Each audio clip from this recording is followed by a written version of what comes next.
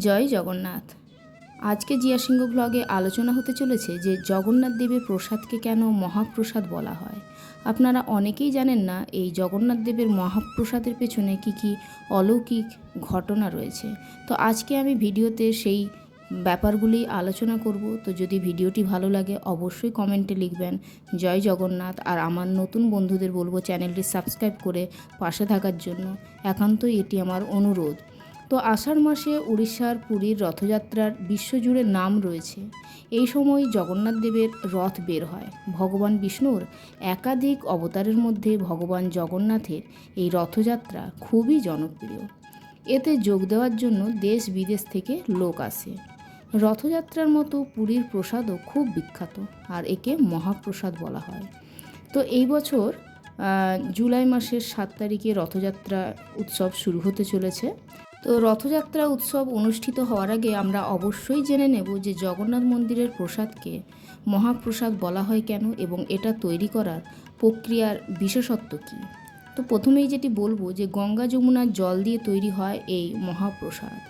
জগন্নাথ মন্দিরের রান্নাঘরে তৈরি প্রসাদ তৈরিতে শুধু বিশুদ্ধতারই খেয়াল রাখা হয় না, এটি তৈরিতে বিশেষ ধরনের জলও ব্যবহার করা হয়। রান্নাঘরের কাছে দুটি কূপের জল থেকে ঈশ্বরের ভোগ প্রস্তুত করা হয় এবং এই কূপের নাম গঙ্গা এবং যমুনা। এই ভোগ তৈরিতে শুধুমাত্র এই গঙ্গা যমুনা কূপের জল ব্যবহার করা হয়, যা প্রচুর পরিমাণে প্রস্তুত করা হয়। এরপর বলবো যে 800 জন মিলে তৈরি করে এই মহাপ্রসাদ। জগন্নাথ মন্দিরের রান্নাঘরকে বিশ্বের সবচেয়ে বড় রান্নাঘর বলা হয়। এখানে প্রচুর পরিমাণে রোজ মহাপ্রসাদ তৈরি হয়, আর এই মহাপ্রসাদের পরিমাণ এতটাই বেশি হয় যে এটাকে তৈরি করার জন্য একেবারে রান্নাঘরে কমপক্ষে 800 জন লোককে কাজ করতে হয়। এর মধ্যে প্রায় 500 জন রাঁধুনি থাকেন এবং তাদের সহায়তা করার জন্য আরও 300 জন কর্মী রান্নাঘরে থাকেন। এরপরে বলবো এই মহাপ্রসাদ তৈরি রান্না করার পদ্ধতিও আজও। জগন্নাথ মন্দিরের তৈরি মহাপ্রসাদ রান্নায় শুধুমাত্র মাটির পাত্র ব্যবহার করা হয়। এই জন্য এই পাত্রগুলো একটির উপরে আরেকটি রাখা হয় এবং আশ্চর্যের বিষয় হলো ওপরে রাখা পাত্রের খাবার প্রথমে রান্না হয় এবং নিচের দিকে রাখা পাত্রের খাবার শেষ পর্যন্ত রান্না হয়। মনে করা হয় যে জগন্নাথ মন্দিরের রান্নাঘরে মা লক্ষ্মীর তত্ত্বাবধানে পুরো খাবার তৈরি করা হয়। এই মহাপ্রসাদের মহিমা এমন যে দূর দূরান্ত থেকে মানুষ তা পাওয়ার জন্য ছুটে আসে। নেক্সট বলবো এই মন্দিরের রান্নাঘরে কোনো বিদ্যুৎ নেই। এই রান্নাঘরে রান্নার জন্য কোনো বিদ্যুৎ বা যন্ত্র ব্যবহার করা হয় না। উন্মুক্ত কাঠের আগুনের ওপর অনেকগুলি তেলের ল্যাম্প বা বাতি ঝুলিয়ে রাখা হয়।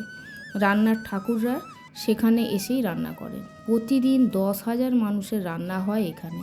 কিন্তু এই মহাপ্রসাদের এমনই গুণ যে কোনোদিনও সেখানে প্রসাদ বাড়তিও হয় না, আবার নষ্টও হয় না।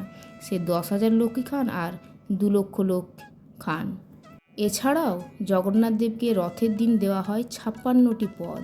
সেবকরা এখানে বংশানুক্রমে কাজ করেন। 12 বছর হলেই তাদের ট্রেনিং দেওয়া শুরু হয়ে যায়। এরপর মৃত্যুর আগে পর্যন্ত জগন্নাথ দেবের ভোগ রান্নায় নিজেদের জীবন অতিবাহিত করেন তারা। প্রতিদিন রান্না হয় 100টিরও বেশি পদ, তবে রথের দিন জগন্নাথ দেবকে 56টি বিশেষ পদ রান্না করে দেওয়া হয়। তো বন্ধুরা, এই ছিল আমার আজকের ভিডিও। যদি ভালো লাগে অবশ্যই কমেন্ট বক্সে লিখবেন জয় জগন্নাথ। পরের দিন নতুন কোনো টপিক নিয়ে আলোচনা করব। তো আজকের মতন ভিডিও এখানেই শেষ করছি। আপনারা সবাই ভালো থাকুন। জয় জগন্নাথ।